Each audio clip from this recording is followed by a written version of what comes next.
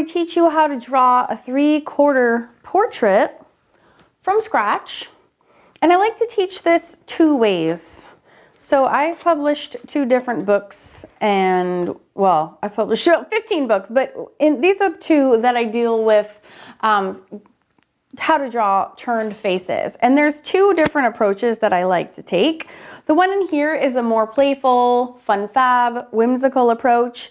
And the one in here will get you a little bit more realistic results, but there's a little bit more approximating in this one. So if you're brand new to drawing faces, I would go with this one first and then this one second, but I will show you both of them in this video. So the first way to do it, and by the way, I have this page from this book, page 41, available as a PDF download for you. If you would like it, just let me know in the comment section of this video and I will drop you a link that will allow you to download it. And this is how this works. Now it's a little weird if you don't really see how it works on an actual face. So I'm going to overlay this trace just to show you, and then I will show you step by step. But it goes like this. It's always interesting to see it on an actual face. You see, I got my highline, my fine liners next to me. Okay, so the way it goes is like so. You draw an oval as you would for a forward-facing face. It's hard because I'm doing this in marker. Oh, and it's smudging everywhere. All right, so the guidelines are the same. And this is the guidelines sheet that I give out to my students as well. Like, I also have this one, so if you want that one, also let me know. And in this case, the features of the face line up. You draw a line across the center, that's the eye line. You divide that in half again, and that's the nose, and then you divide that a half again, roughly, and that's the mouth. And this changes on every person. So depending on what reference you're looking at, that could change, you know, a lot. So that's why I don't lose sleep over it. But this will give you approximately the right facial feature arrangement. Now on a realistic face, this proportion is actually a little bit smaller. You should be able to get five eyes across. But I like to draw my faces a little bit less. I'm not interested in hyperrealism. I don't teach it. I do teach how to draw realistic faces in my art school, awesome art school, but that's not my primary focus, because when you're just learning from scratch, it's really helpful to start in a whimsical, fun, fab place first, kind of get that down, and then you can switch over to and fine tune and learn the differences and really fine tune your skills. And that's when realism becomes much more attainable, when you've gone through the baby steps of learning through the fun, fab, whimsical phase. But I like hanging out here the best anyways, so this is where I tend to work. So we have our 3 lines. Oh, we don't yet. We have our 3 lines horizontal. We still need our 3 lines vertical. So lining the chin up with the chin. And these would go the same way, where you have equidistant. Okay. Sorry, I'm not good at drawing very nice lines. So we have this kind of grid laid out. And right away, the neck comes out of this intersection between this last horizontal line and this oval is where the neck comes out, and that is true. The ear typically sits between the eye line and the mouth line, so as you can see on a real human, that's pretty much true. Of course, all of these things change shapes. You don't see this ear. Okay, and I am literally just following along my book. As you can see, there's one step on every page. That's why these books are so great for beginners. Okay, now we're kind of putting in the features. Now, depending on where this oval lines up, I had it back here, that's that intersection. This eye is typically right on, this is the intersection of this and this. Now, it depends also very much on the angle of the face. I mean, it could be, you just slightly turn her face a little bit more and it changes the proportions again, again, again. So you have this like infinite number of possibilities. So you have to take everything with a grain of salt. Every human face is different. Every drawing is different. Every, you know, it just depends on their situation, on their angle. Okay, what is always true is there's always this, and I can't see through the trace, but there's always an indent at the eye. Okay, and then this follows the line of the oval here. Okay, and see how it then joins forces down here? And this becomes the curve. So you're starting off the same oval as you would in a forward-facing face, but you're doing different things with the guidelines within it. And then the neck can come out here. And this can change. Some people have really outy, bumpy chins, so you can have like some variation. It just depends on what's going on. Okay, so then this eye lines up with this intersection, which is why that's so handy, right? And then the nose is approximately at this intersection, and then the mouth can be here. And this is the ball of the nose, and the mouth is along the mouth line, okay, between these two verticals, but closer to this one than to this one. So in between, but over to the left. Okay, so this gives you the approximate location of the eyes, very, very good approximation of the eyes, nose, mouth, ear, and how the neck comes out, and then you just pop this bump in there. The hairline is the same as it is for when you're drawing front faces too, where you come in to the oval. You always come in because hair has a ton of volume. Okay, and it also goes above and beyond. See how huge her hair is, humongous. And we'll cover hair soon on a 3/4, but I mean, it's ginormo.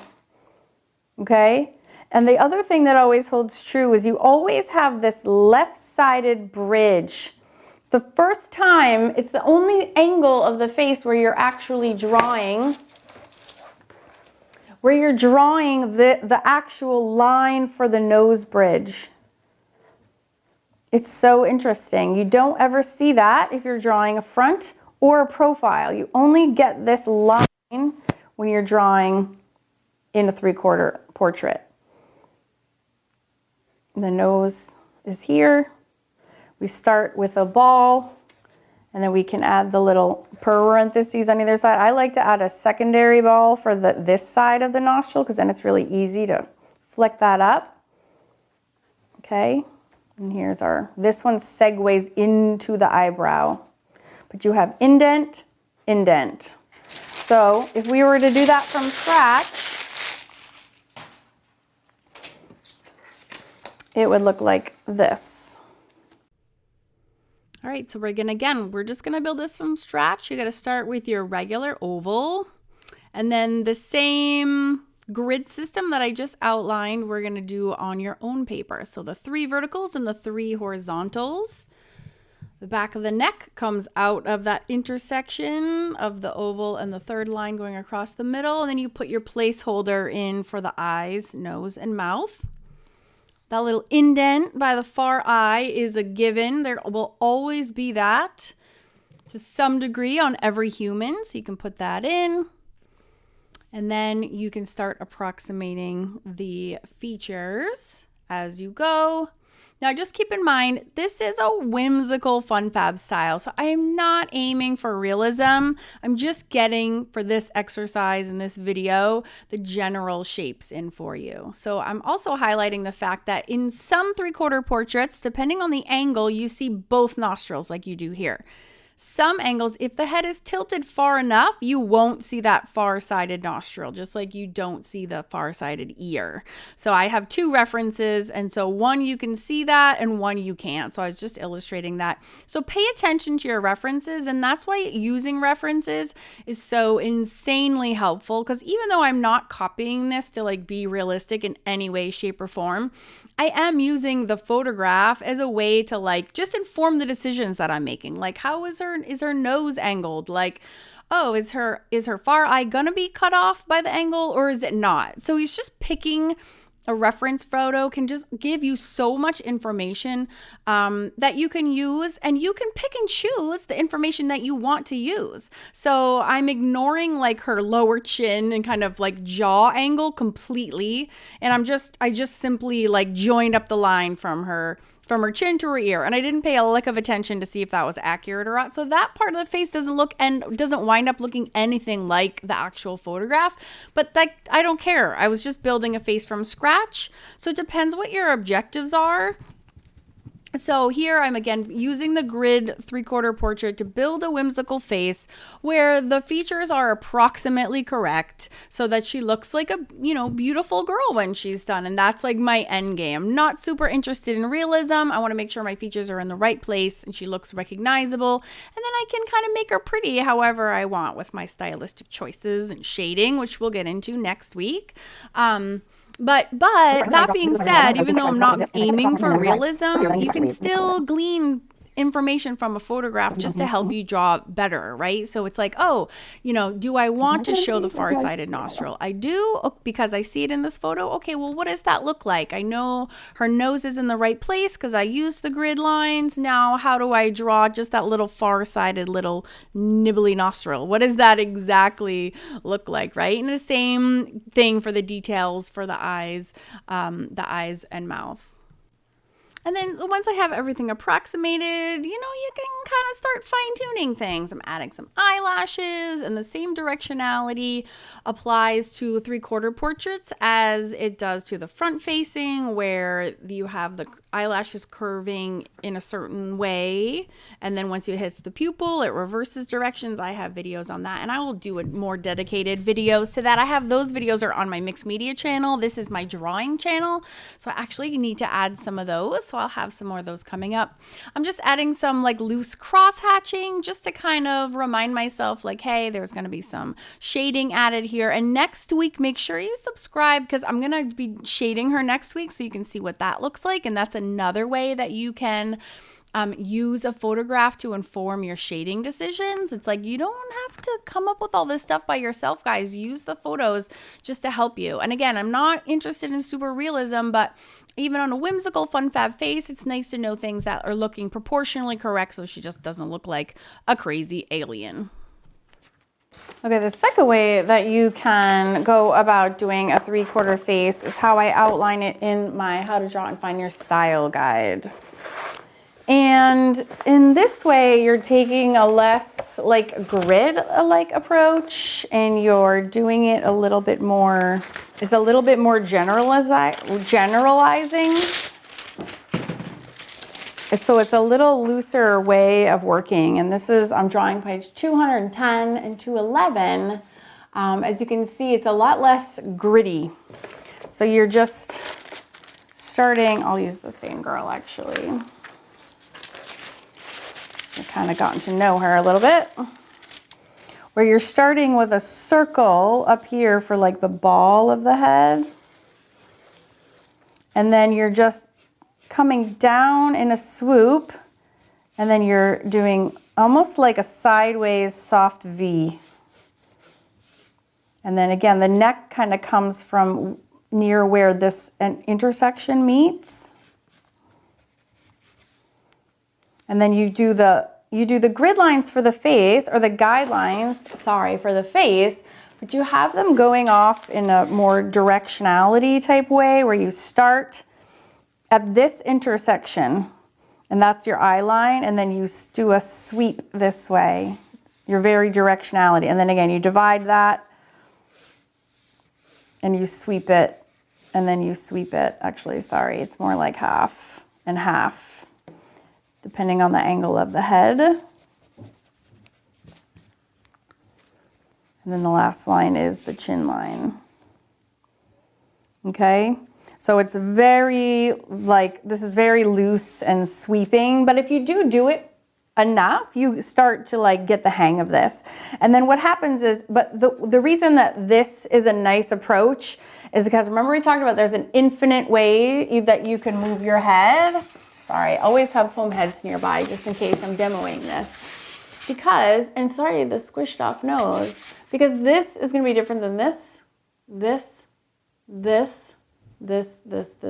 are all 3/4 portraits. So every time you make a little head shift difference, it's going to affect like your guidelines. So this approach is nice because it gives you a little bit more wiggle room, because of the next line. Your vertical that you drop is what helps you determine this, because what you're doing is we're going to draw a line like the nose, basically like where the nose and mouth line is. The vertical here becomes this swooping line here. So but again, if this was, so say that is the angle for this, but then if I turned it this way a little bit, right, see the difference between this and this, that line would go from here to here, right? Because you're more farther away. And then if you're going to move back this way, then this line becomes then this line. So this gives you a lot more flexibility and fluidity in your drawings, and being able to, even though it's loose on one hand, it gives you the like quick access to like the angle in a better way. So then, and it's also nice because once you have this line in, and this line always comes off of your circle, and it's just swooping slightly. So this is like a really easy line to guesstimate. And then over here too, it's always going to stem from here, and then you're just connecting them up. So I know it kind of feels loose and scary, but it's really not. It's just two soft lines. If this was straight, you know, it's almost like they're straight, and you're just curving them lightly. Circle, come off here, swoop, swoop. And this is where working with a reference is so totally helpful, because it helps you nail down those angles. Remember when we did the profile series? If you haven't watched the profile series, it's on this channel. And we talk a lot about this angle. In profile, the jaw angle varies like crazy, as does the nose chin line. But in the 3/4 portrait, it's not as crazy, but that is where this angle is going to be differentiating. So if you have a reference that you can work with, that will help you figure out what that angle is. And then if you're just drawing like whimsical girls or fun fab girls from scratch, then it actually doesn't even matter, and you can just keep estimating that. So for this looser approach, again, we start off with our circle. I can't just ever draw one. That's where my muscle memory builds up, is I'm always practicing. We have this line, right, comes out of this intersection, just right off the edge. This one comes off the edge here. Okay, then we have this line. Then we have our swooping guidelines. So if you're using a reference, you can use trace over it and be like, oh, okay, how are her features lined up? And this bump is always at the eye line, so that's a given. This cheek line is always going to be based on her cheek. This is the jawline, which might need a little scooching because there is often a bend right here at the jaw, so fine, put it in. The ear line is between the mouth and the eye. That doesn't change.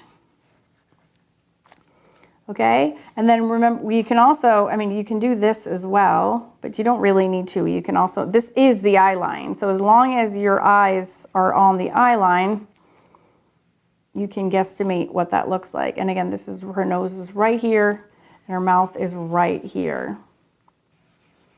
So if we were guesstimating it, and then again, her neck comes right out of that same intersection, rock solid. Her neck comes out right out of that intersection with our curved center line, and our oval comes our neck. So there are some like rock solid ways we can determine where these things are. This bend at the nose is always there as well. And if we have the ball of the nose on this line and the ball is centered, then we actually know how far the nose sticks out right here. That's super duper helpful. Okay, and the mouth just needs some fine tuning, right? Now the eyes, you can look at your reference. Again, this is why references are so super duper useful. Now, if you don't have a reference, you just know you need to, your eye is going to start to the right of the nose, and you can just put in a placeholder. But even if your eye was like here or here or here, you over time with practice, you understand that this eye placement doesn't change a whole lot. And if it's way off, you look at human faces, you're going to know it. This eye often, again, bumps right into this line, and often also bumps right into the nose line. So again, you'll have to look at your reference. At the reference I was using in the book, the nose line is just off, just by a hair. And then this indentation is always going to be there. So sometimes, depending on the angle of the head again, it will actually like chop this off quite a bit. And other times, because see, she has really far apart eyes, and just the way that they're deep set, her eye comes here, and then you have a little space left over. But it just depends on your model. And then this one, hers goes right to the tip, and then again, hers gets chopped off by her nose. So you have to look really closely at these little tiny differences. Remember, again, you can't see her far nostril. And on hers, you can just see like a whisper of that other nostril. So it just depends. And that's why it's just so helpful to look at pictures. And just so you know, I used to hate using references because I didn't care. I just wanted to build these things up as I wanted to. I was like, leave me alone, just let me draw my face. And you can, but your work really does elevate to the next level when you're looking at a reference, because it just gives you so much information that you can use to make your face more accurate. So next week we're going to shade her. We're going to talk about shading, and I have shading guides in all of my books as well. So hopefully that will be helpful, and I'll be demoing that next week. So make sure you subscribe and hit the bell so you're notified when that lesson comes out. But I post new lessons every Monday at noon Eastern time. So we're going to shade her, and I'm going to show you, how to take this drawing to the next level by adding shading.